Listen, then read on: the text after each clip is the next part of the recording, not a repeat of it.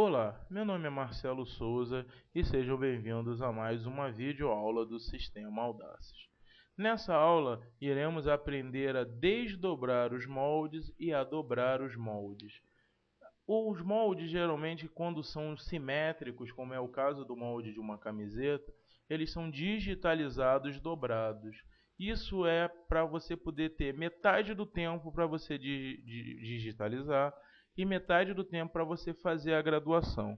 Uma vez que você fez a graduação, esse é um bom momento para você desdobrar os moldes, porque você vai ter a graduação só de um lado. A partir do momento em que você desdobrar os moldes, você vai ter os dois lados graduados.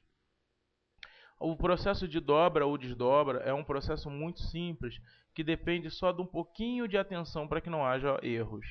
Bem, primeiramente selecionamos o molde no menu lateral, depois vamos no menu moldes e procuramos a função dobrar ou desdobrar moldes, que é a sexta função da esquerda para a direita.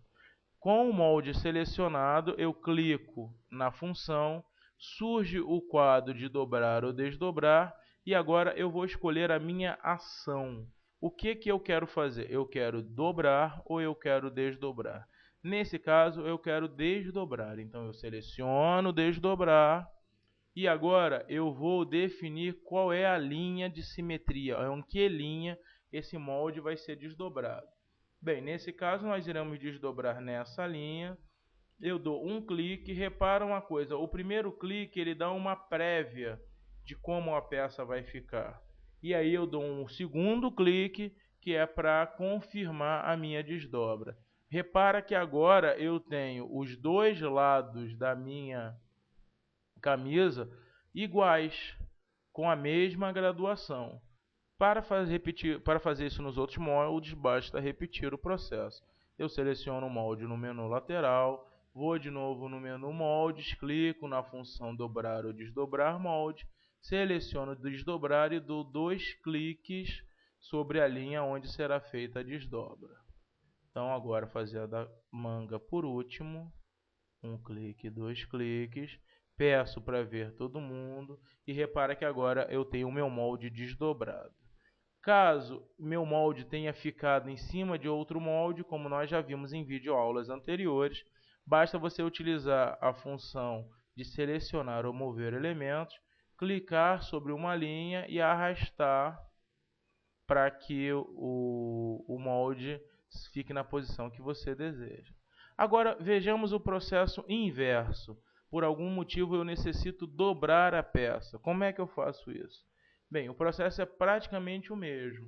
Eu seleciono o molde no menu lateral, clico em dobrar ou desdobrar moldes, só que agora, ao invés de eu escolher a ação desdobrar, eu vou escolher a ação dobrar.